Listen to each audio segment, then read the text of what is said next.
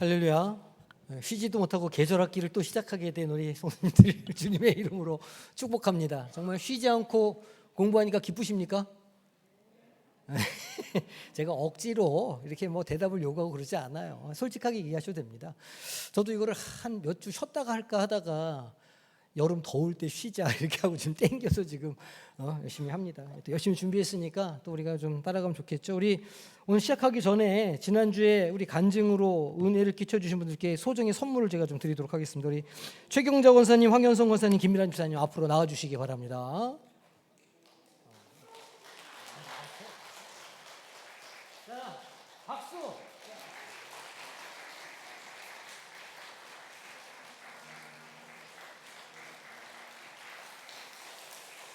네.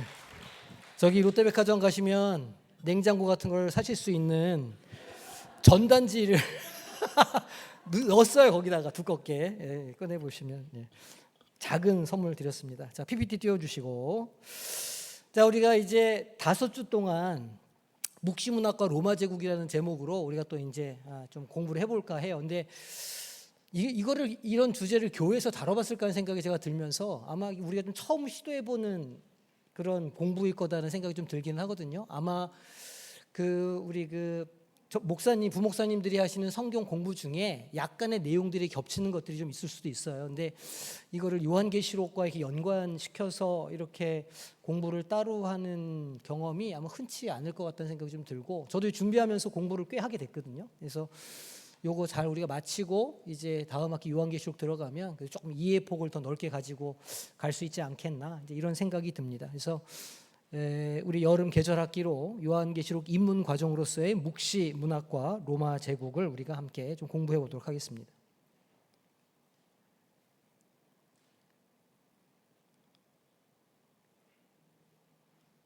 연장을 바꿨어요. 자, 우리 들어가는 말 우리 교재 보면 나오거든요. 제가 이제 몇 가지 좀 정리를 해놨는데, 일단 요한계시록을 이렇게 공부하는 여정 자체가 굉장히 좀 의미 있는 일이다라는 걸 말씀을 드리고, 이 요한복음 또 이 묵시문학을 공부하는 것은 사람의 지혜로 되는 게 아니라 많은 학자들이 이야기하고, 또 제가 보기에도 그런 면이 좀 있어요. 하나님께서 지혜를 주시고 깨닫게 해주셔야 알게 되는 면이 있거든요. 그래서 우리가 이걸 공부를 할 때는 기도하는 마음과 성령의 조명을 사모하는 마음으로 이걸 이렇게 공부할 수 있으면 좋겠다, 이런 생각이 듭니다. 뭐 사람의 지혜로 판단으로 이렇게 더하기 빼기 하는 것처럼 논리적으로 이 책을 설명할 수 있는 게 아니기 때문에 반드시 그런 하나님의 은혜가 필요하다라는 말씀을 드리고, 또 두 번째는 이 묵시문학이 가지고 있는 특성 중에 한 가지가 하나님의 섭리와 주권에 대한 것을 인정하자는 것이거든요. 우리 지금 현실에 눈에 보이는 어떤 현실들 때문에 괴로워하고 어떤 절망 속에 있을 수도 있지만, 그러나 하나님의 역사는 끝내 이루어진다. 하나님의 섭리는 분명히 하나님의 때에 이루어진다라고 하는 하나님의 절대 주권, 그리고 예수 그리스도의 궁극적인 승리에 대해서 말하는 장르가 이 묵시문학의 장르이기 때문에 우리가 이런 관점에서 이 묵시문학을 좀 이렇게 공부를 하면 좋겠다, 이제 이런 말씀을 좀 드립니다. 그리고 세 번째는 예를 들어서 이렇게 이제 뭐 다니엘서라든지 에스겔서라든지 또 요한계시록이라든지 하는 이런 묵시문학의 책들이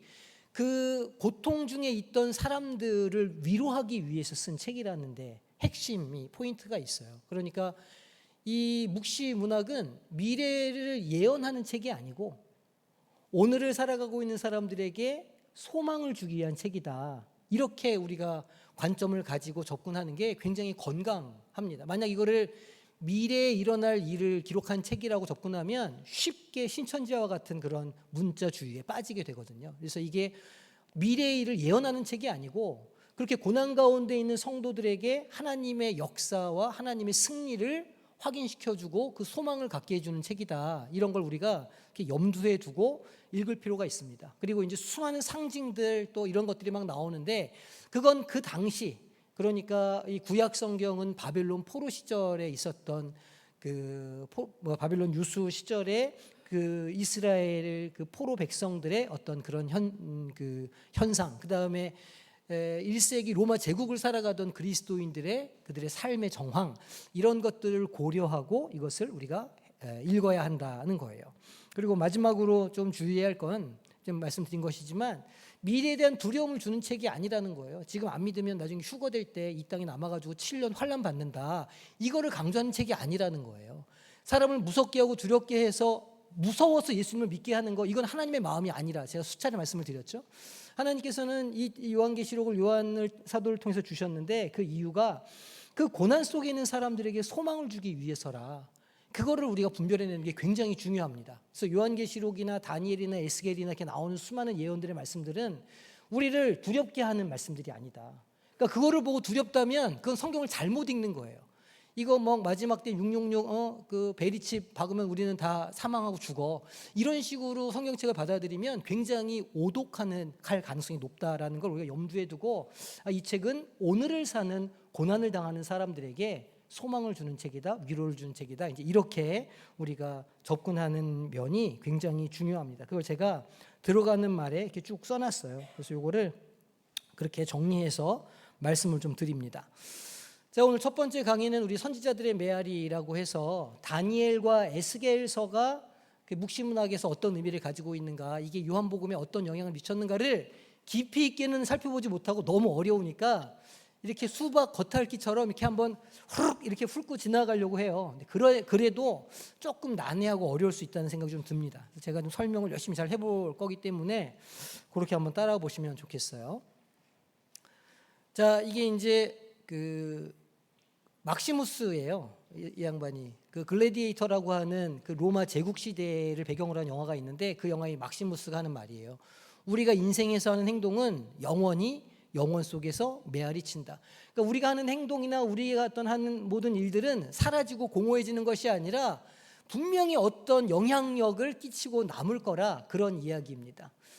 뭐 그럴 거예요. 부모님들의 인생은 자녀들의 삶 속에 그대로 투영될 것이고, 또 우리 믿음의 선배들의 삶은 또 그들의 삶의 모습 그대로 후배들의 삶의 교훈이 되고 지침이 되고 반면교사가 되는 일들이 분명히 있을 거예요. 그러니까 우리의 오늘의 삶이 결코 무의미하지 않다, 이제 그런 의미예요. 반드시 의미가 있는 것이기 때문에 끝까지 붙들어라, 이제 그런 의미가 되겠죠.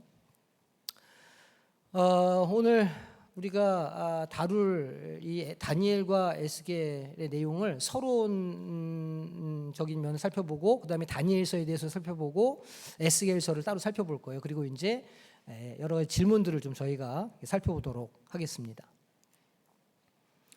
자, 먼저 서론인데, 이 묵시문학을 시작하면서 왜 다니엘과 에스겔로 시작해야 되는가, 이 얘기를 좀 해보도록 하겠습니다.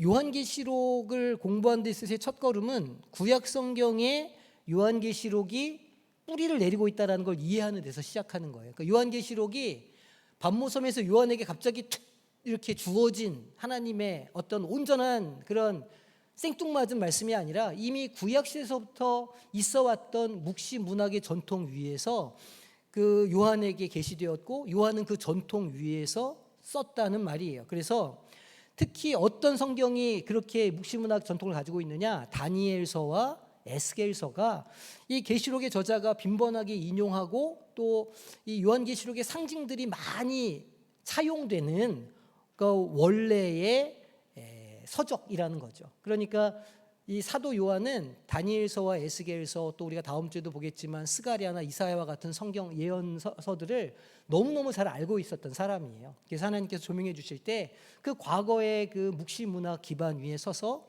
요한계시록을 기록했다라는 거죠.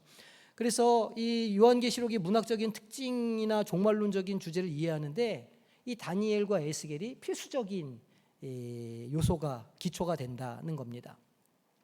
그래서 요한계시록은 갑자기 등장한 어떤 독특한 그런 책이 아니라 구약의 풍부한 무슨 전통이 써 있을까요? 우리 이 책 제목이죠. 공부 제목. 네, 묵시 문학 전통 위에 세워져 있다는 거예요.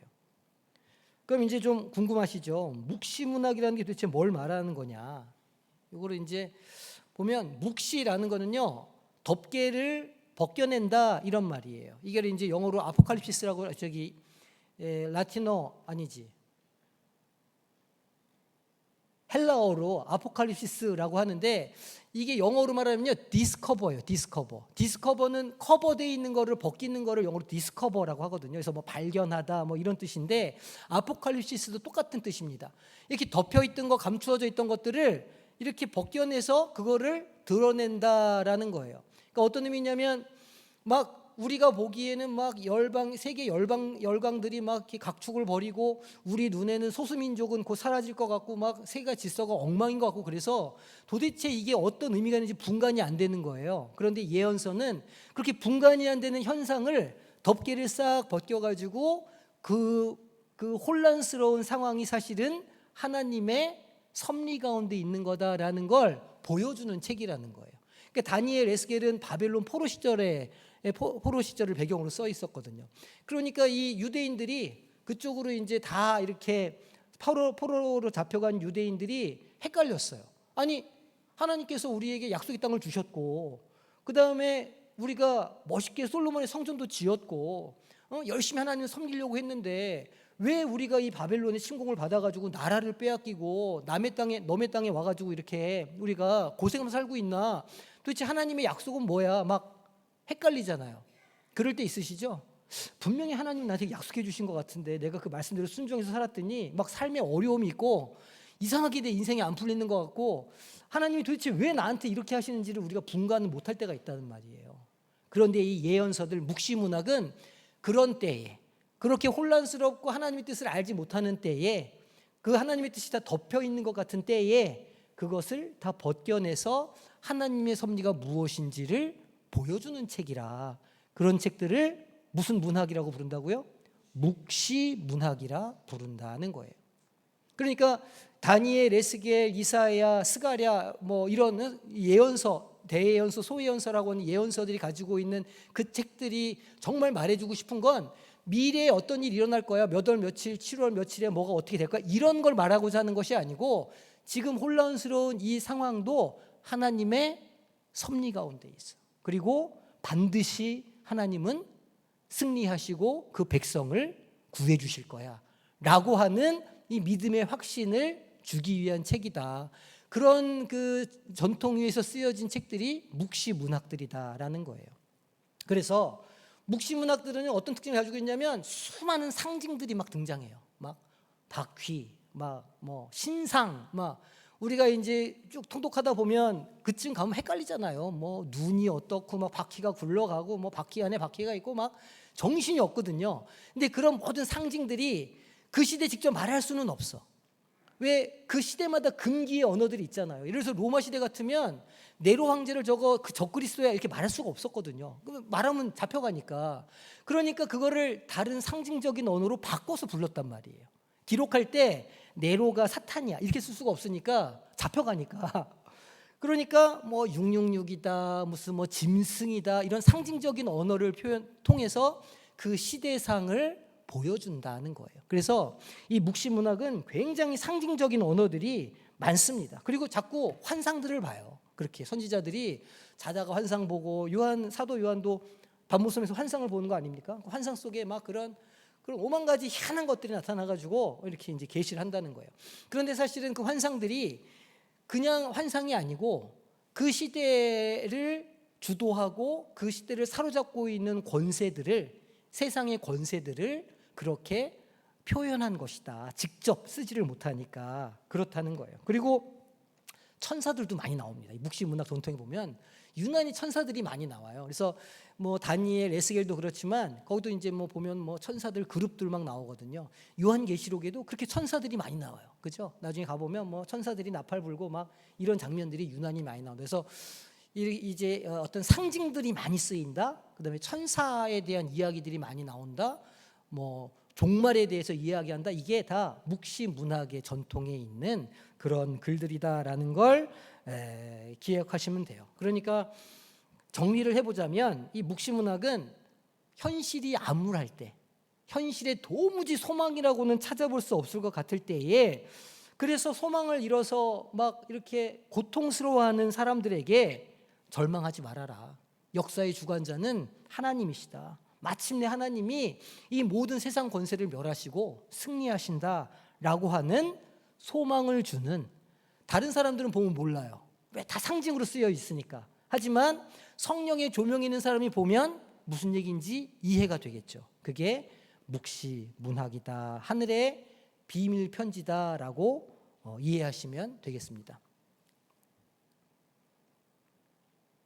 그래서 많은 학자들이 요한계시록을 난해하게 여기고 막 이런 이유 중에 하나는 이 구약적인 배경을 무시하고 읽으면 이제 아주 이상하게 해석을 막 이렇게 하게 될 수밖에 없거든요. 그래서 반드시 이 구약의 전통 위에서 요한계시록이 해석되어야 한다는 거예요. 자, 또 다니엘서의 묵시적인 뭘까요? 환상들. 다니엘서 보면 환상들이 쭉 나옵니다. 이제 좀 이따가 좀 따로 설명하긴 하겠지만, 그리고 세상 나라들의 흥망성쇠에 대한 예언이 막 있어요. 그렇다고 무슨 뭐 거기에 나라 이름이 나오는 건 아니에요. 뭐 바벨론이 나오고 뭐 아수르가 나오고 뭐 메대가 이렇게 이름이 나오는 게 아니에요. 대신 신상이 나와가지고 뭐 어디는 은이고 어디는 철이고 어디는 흙이고 이런 식으로 상징적으로 비유한 언어들이 나온다는 말이에요. 그 이야기도 좀 이따가 좀 자세하게 다뤄보겠습니다.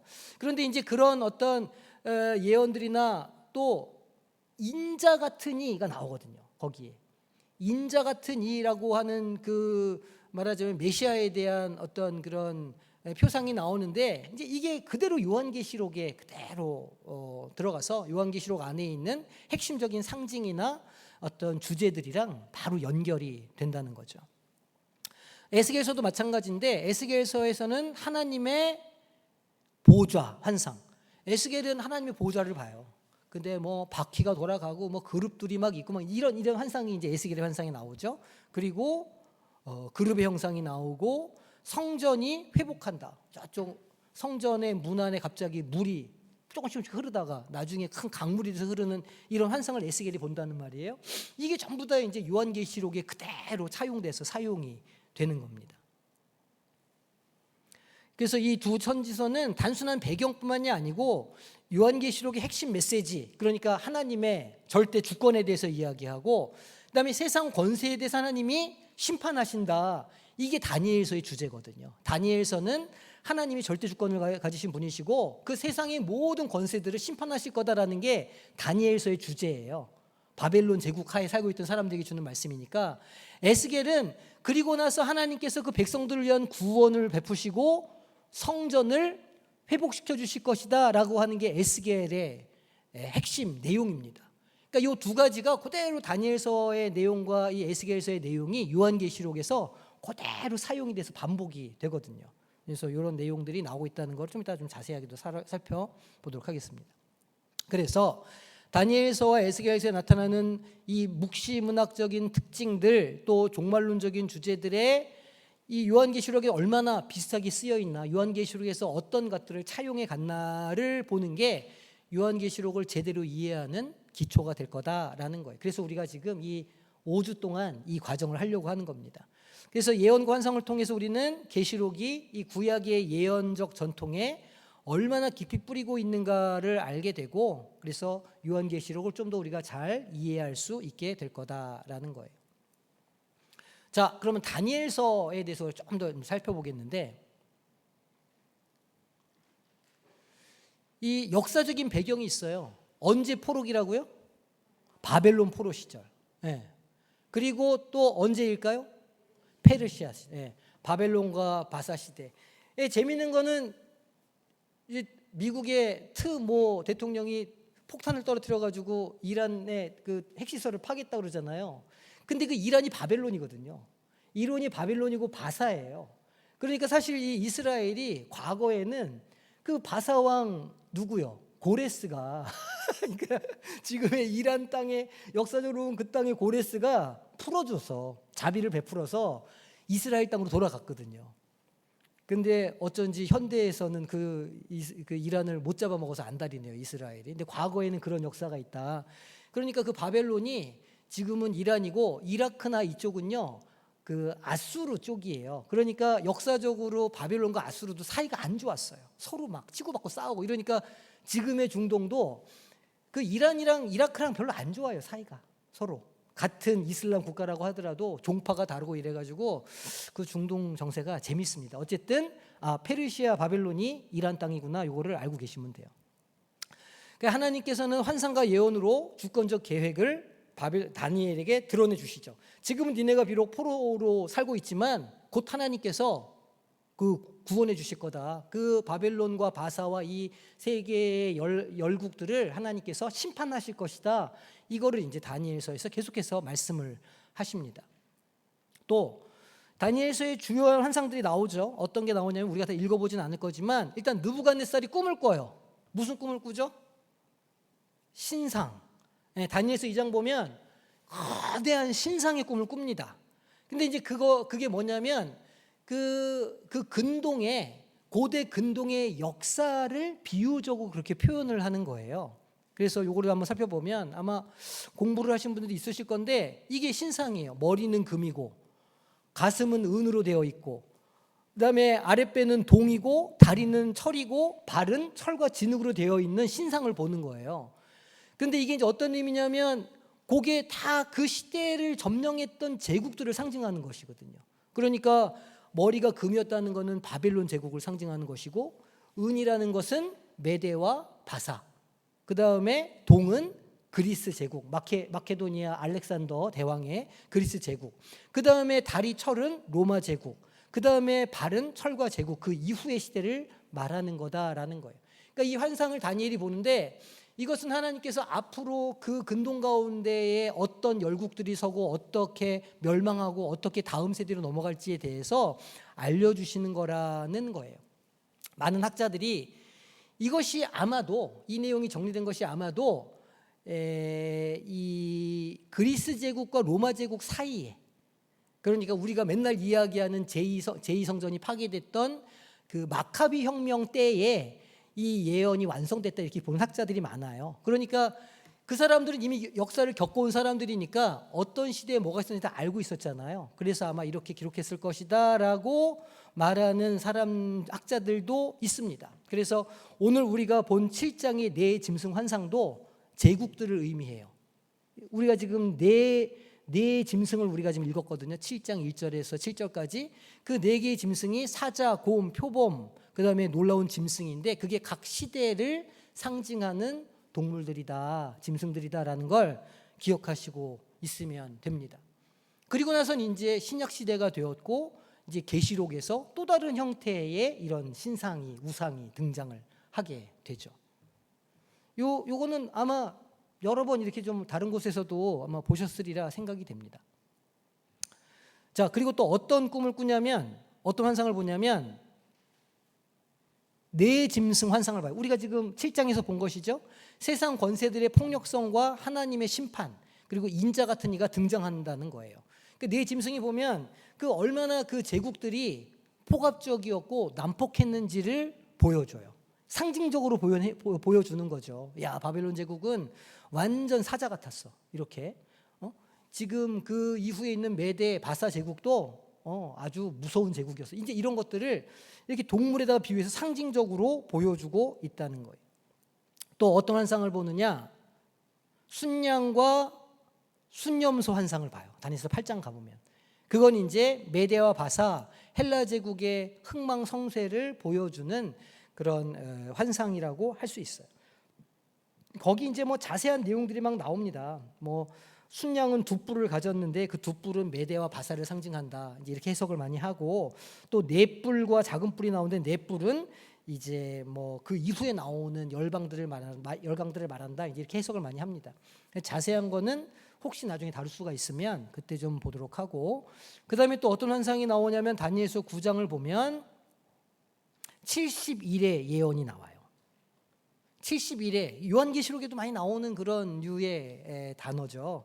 70일에는 다니엘이 이제 예레미야를 통해서 이 이스라엘의 포로 생활 70년이 다 끝나간다는 것을 깨닫고 민족의 죄를 회개하며 기도할 때 천사 가브리엘이 나타나요. 그래서 70일의 예언을 줍니다. 한 일회가 7년이에요. 그러니까 70일이면 몇 년이에요? 490년. 그러니까 이 490년이라는 시간이 바벨론 메데바사 그리고 마케도니아까지 이어지는 그런 역사적인 시간이거든요. 그러니까 이제 그렇게 연대를 나눠서 이렇게 표현했다라고 말합니다. 자세한 거는 나중에 기회가 되면 설명해 드리도록 하겠고, 그 다음에 또 나온 환상이 뭐냐면 마지막 때에 관한 환상이 나와요. 큰 전쟁이 있다는 거예요.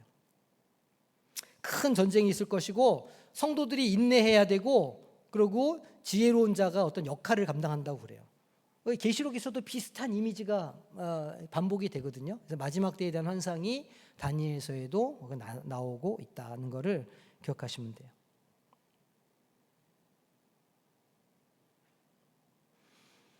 그 이제 요한계시록과 어떤 연결점이 있느냐 이렇게 생각해 보면 짐승의 형상, 그게 이제 계시록에도 그대로 반복해서 나오게 되고, 또 옛적부터 항상 계시니 인자, 또 핍박받는 성도, 정해진 때가 찬다, 또 뭐 부활이 있다, 이런 내용들이 이 여기 쓰이는 똑같은 개념의 단어나 그 용례들이 계시록에서도 똑같이 반복이 된다는 거예요.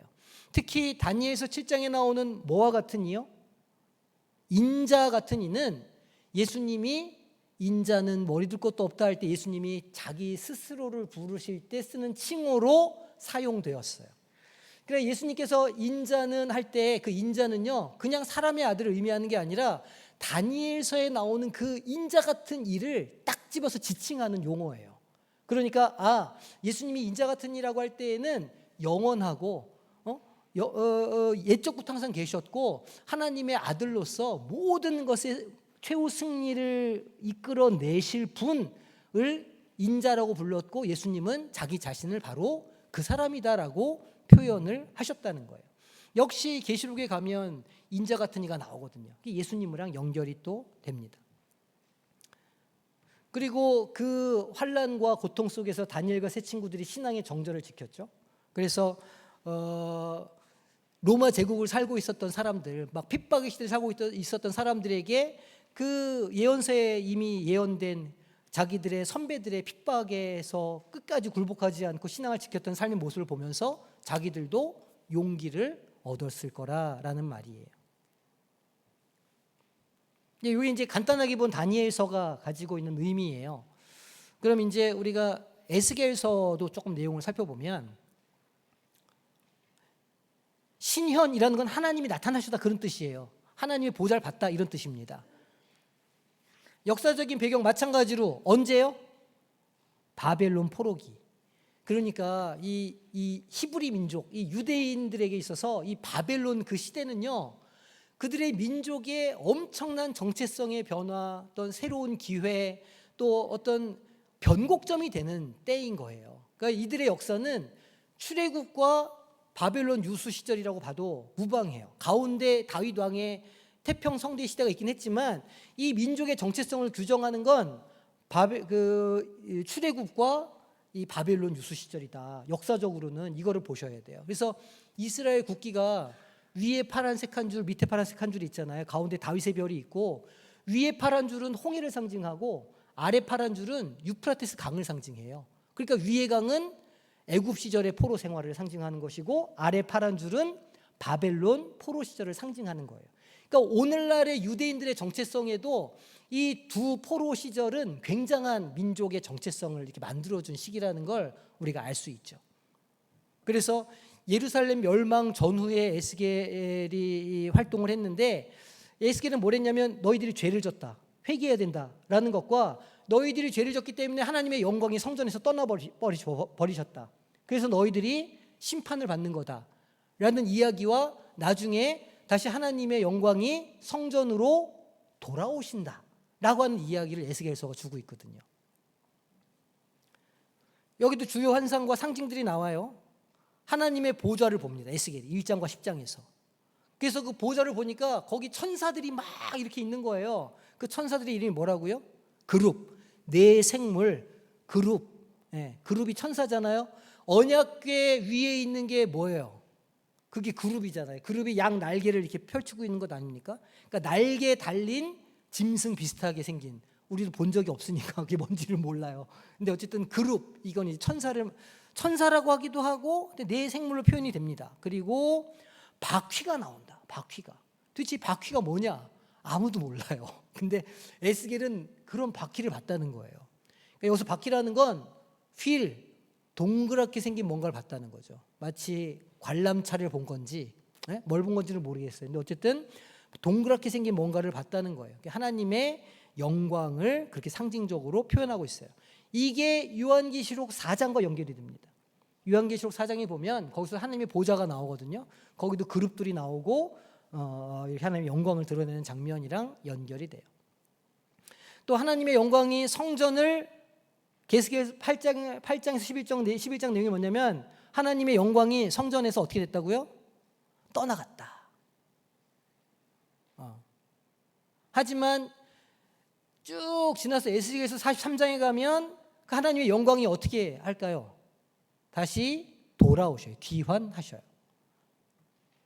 그러니까 바벨론 포로의 시절에 있는 백성들이, 그 유대인들이 우리가 지금 하나님의 말씀을 불순종해가지고 하나님의 영광이 우리에서 떠나갔구나. 그래서 우리가 힘을 잃고 지금 바벨론에서 포로로 살고 있구나. 이렇게 아는 거예요. 하지만 하나님이 어떻게 하신다고요? 다시 그 성전으로 들어오신다고요. 그 마른 뼈 환상도 나오겠죠 이제. 그래서 이제 또 보면 어떤 상징들이 나오냐면 37장에 여기 바로 나오네. 마른 뼈 환상이 나오는 거예요. 이 민족을 보니까 뭐 그냥 시체 같아. 그냥 뼈떡만 남아 있어요. 하지만 그런 포로 시절에 있는 그 민족, 뼈다귀 같은 그 민족에 어떤 일이 일어납니까?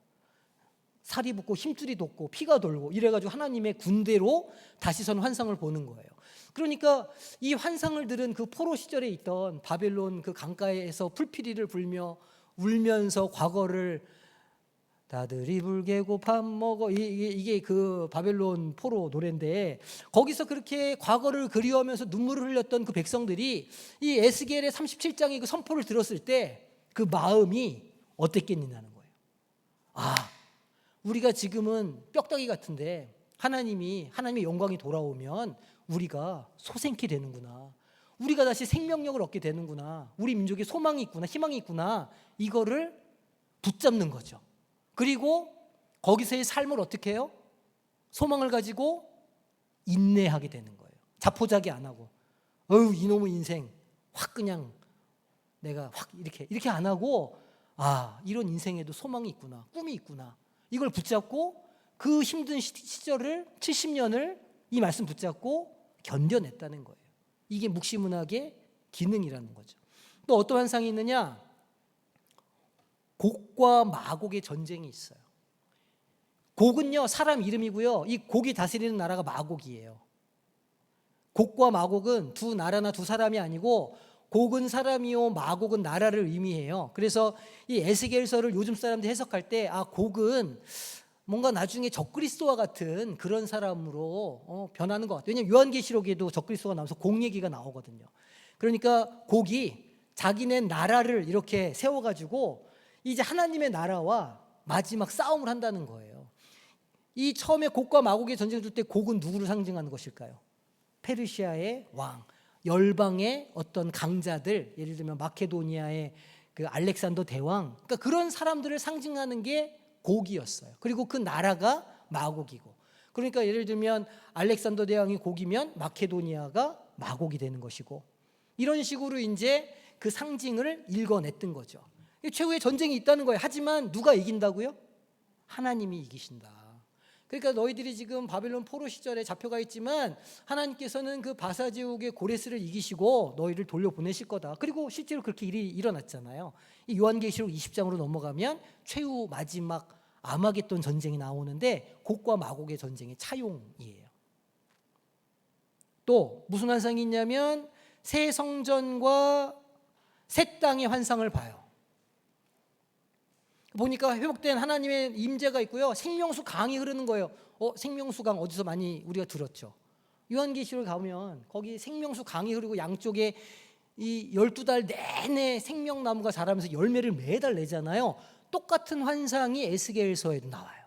생명 강이 흐르고 양쪽으로 막 그 생명수가 자라고 이런 환상이 나온다는 거예요. 성전 문지방에서 흘러넘친 그 물이 흘러나가 가지고 생명강을 이루고 그 생명강 좌우편에 있는 나라들에서 살고, 이런 내용들이 이제 에스겔에서 먼저 이렇게 환상을 통해서 보여졌고, 그 내용이 그대로 요한계시록에서 반복된다라는 거예요.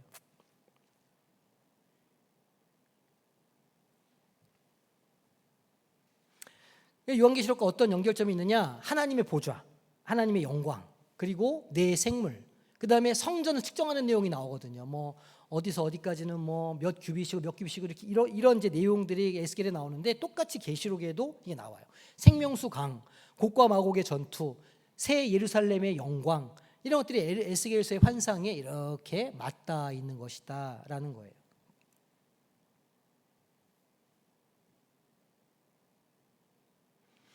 그리고 하나님의 영광의 떠나가심과 귀환하심은 심판 후에 회복될 것, 그리고 회복된 나라에서는 하나님께서 영원히 떠나지 않으시고 하나님의 나라가 이제 온전히 지속될 것을 약속해 주시죠. 계시록도 그래서 천년왕국이 이렇게 시작되잖아요. 그러니까 이제 똑같은 개념으로 이렇게 계시록과 연결이 된다는 거예요.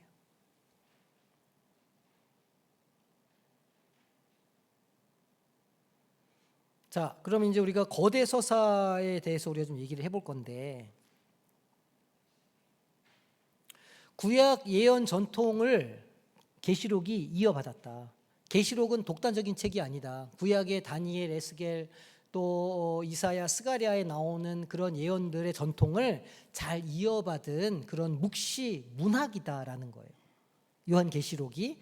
그래서 그걸 우리가 반드시 기억을 해야 되고, 그래서 다니엘이나 에스겔에 나오는 주제나 상징이나 환상의 언어가 요한계시록에도 그대로 반복되기 때문에 요한계시록의 내용을 이해할 때에는 그 구약에 있는 것들이 무엇을 의미하는지를 알아야 해독을 할 수가 있다, 무슨 얘기인지 이해할 수 있다라는 거예요.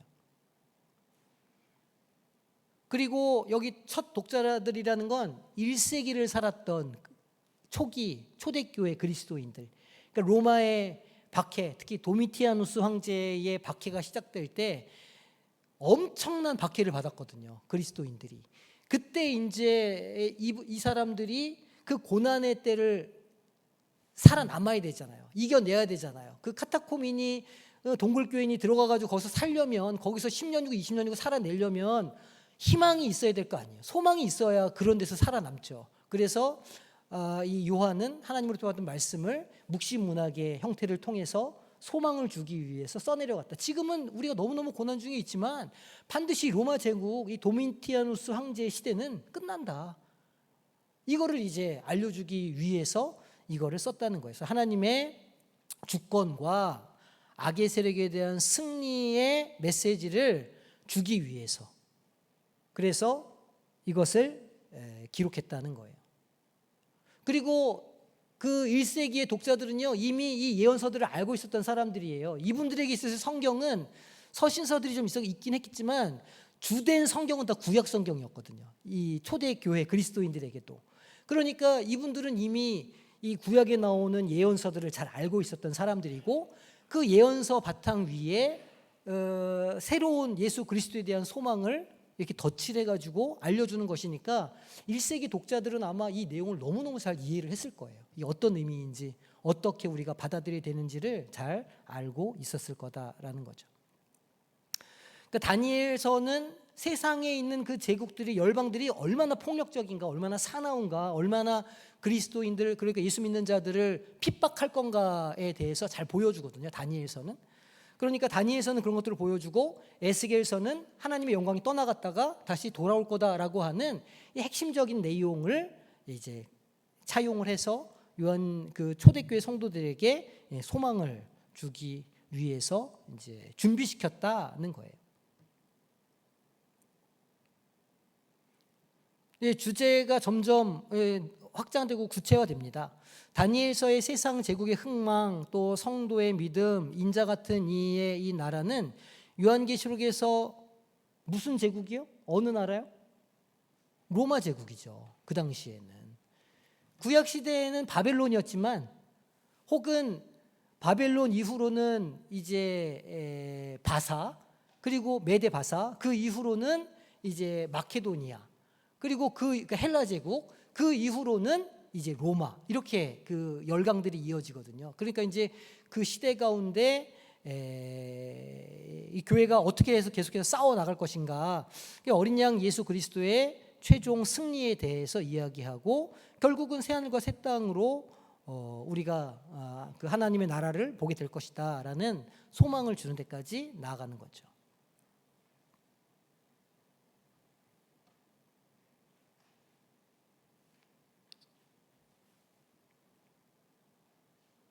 에스겔서에 나오는 하나님의 보좌, 그룹, 성전, 생명수 이런 이미지는 요한계시록에 나오는 그 천상의 예배, 거룩하다 만군의 하나님, 천사들이 막 찬양을 하거든요. 그런 이제 이미지로 이렇게 연결이 되고, 최후 심판이나 새로운 창조, 이전 것은 지나갔을 때 완전히 새 것이 된 새 하늘과 새 땅에 대한 그런 비전을 이제 보여주는 겁니다.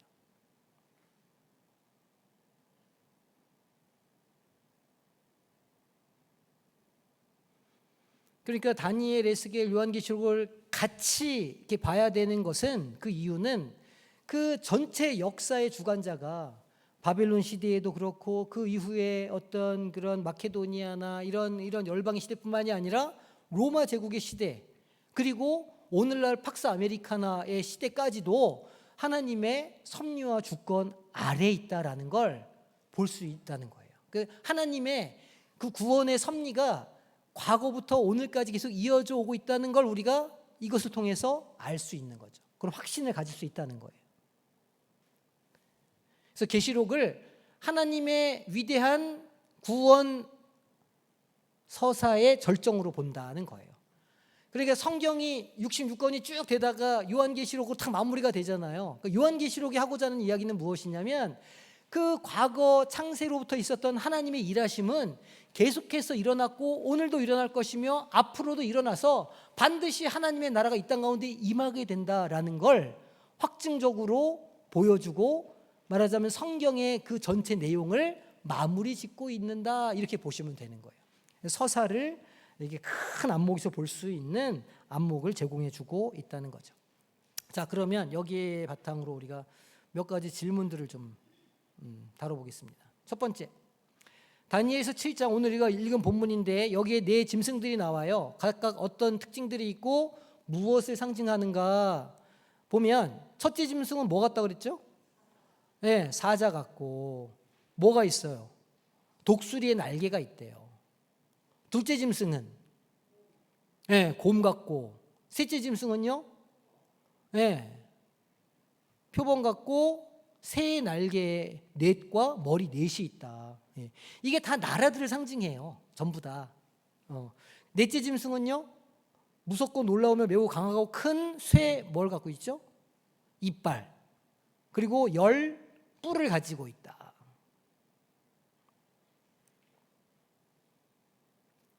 이 짐승들은 당시 다니엘 시대부터 장차 일어날 강력한 세상 제국들, 그러니까 사자는 어디였다고요? 사자는 바벨론, 곰은 메데바사, 표범은요?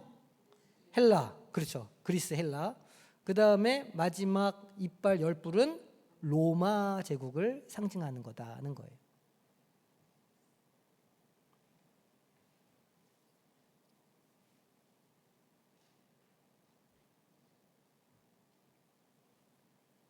자, 두 번째, 에스겔서 1장 4절에서 28절에 나오는 하나님의 보좌를 묘사할 때 반복적으로 등장하는 형상이나 요소가 있어요. 우리가 읽지는 않았지만 어떤 게 많이 나오냐면, 네 생물이 나오는데, 그룹이 네 생물이 뭐냐면, 첫 번째는 사람이에요.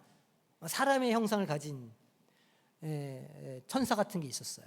그룹이 있었어요. 그 다음에 사자의 모양을 한 그룹이 있었고, 소의 모양을 한, 그리고 독수리의 얼굴을 가진, 이런 이제 네 생물이 있었다는 거예요. 그래서 우리가 이거를 신대원 들어갈 때 이거 시험 보거든요. 어떻게 외웠냐면, 사자 소리 이렇게 외웠어요. 사자 소리, 사람, 사자, 소, 독수리, 사자 소리 이렇게 외웠어요.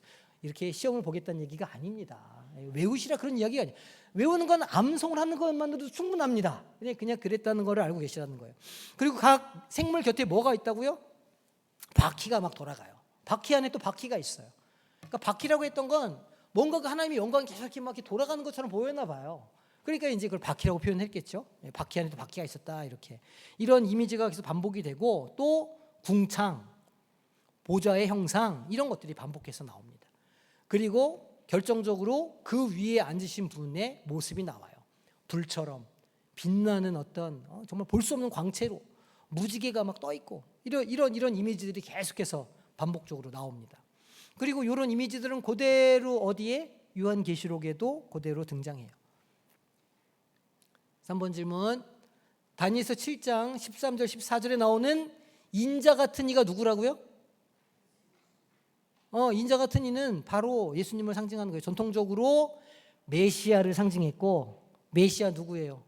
예수 그리스도라는 거죠. 그리고 그 인자는요, 옛적부터 항상 계시니. 예수님은 언제부터 계셨어요? 창세 때부터 계셨잖아요. 근본 하나님과 본체시잖아요. 그러니까 권세와 영광과 나라는 세상의 일시적인 나라들과 달리 영원하다는 거예요. 이 사람들도 안 거예요. 뭐 메대 큰 나라야, 뭐 마케도니아 헬라 제국 커. 하지만 영원하지 않아. 나라가 컸다가 나라는 망해. 하지만 하나님의 나라는 영원해.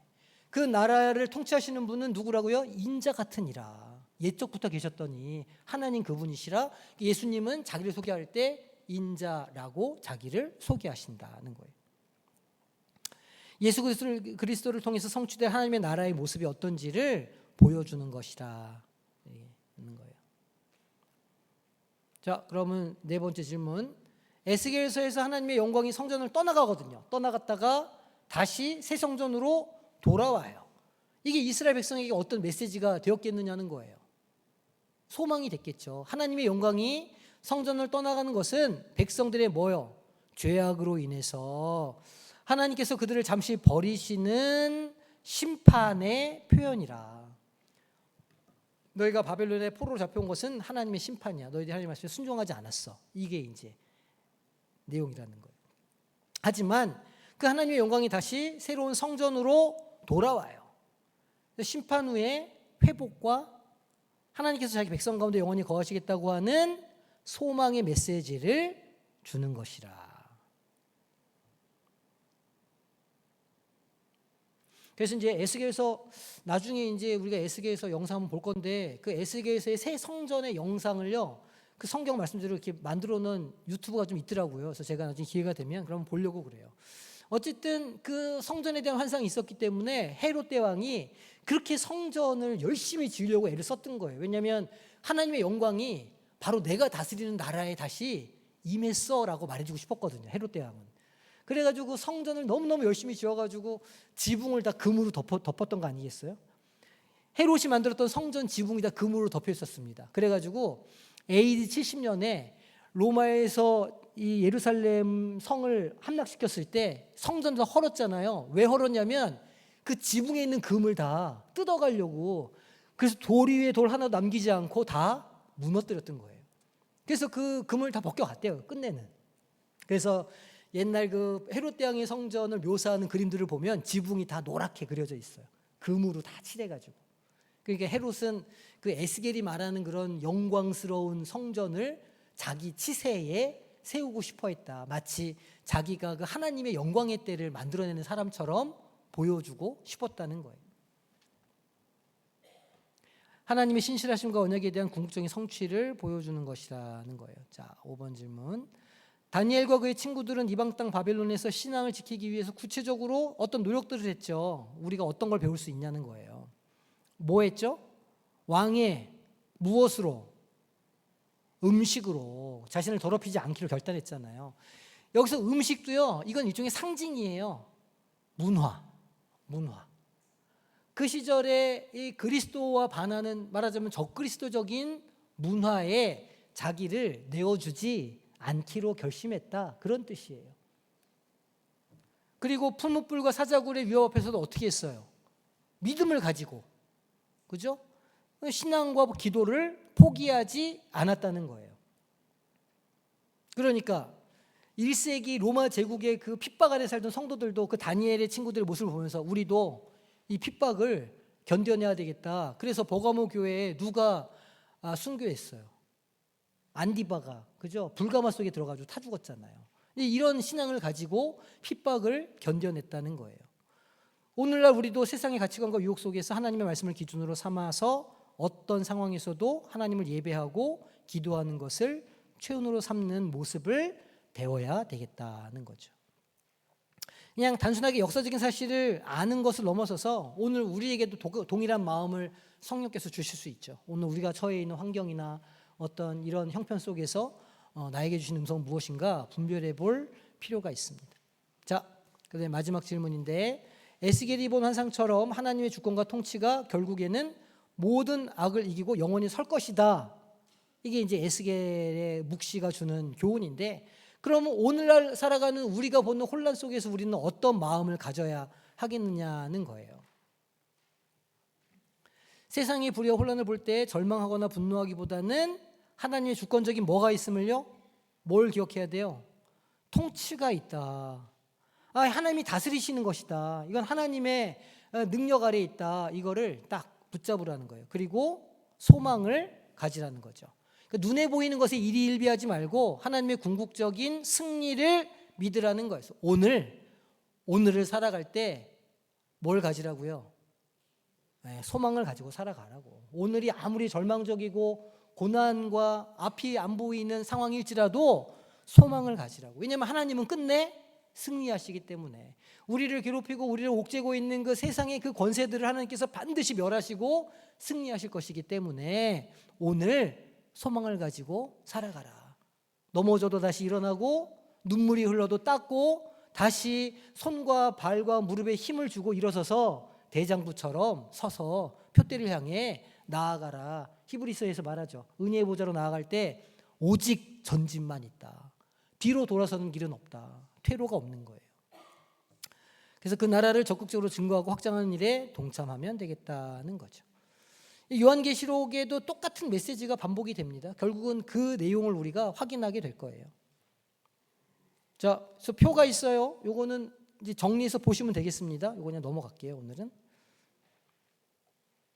나올 것이 나왔습니다. 겁나게 깁니다. 주여. 자, 한 목소리 읽겠습니다. 자, 시작.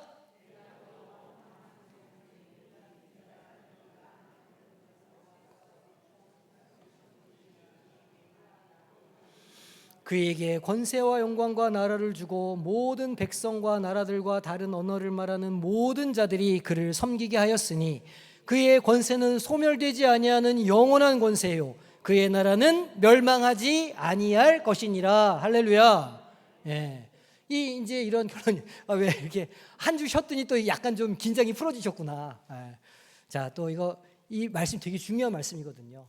신학적으로도 중요하고 오늘 우리가 볼 계시록의 내용으로 되게 중요한 말씀이어서 이 말씀 딱 붙잡고 그렇지. 하나님의 나라는 영원하다. 하나님은 승리하신다. 이렇게 한 주간 용기를 얻고 살아가시기를 주님의 이름으로 축복합니다.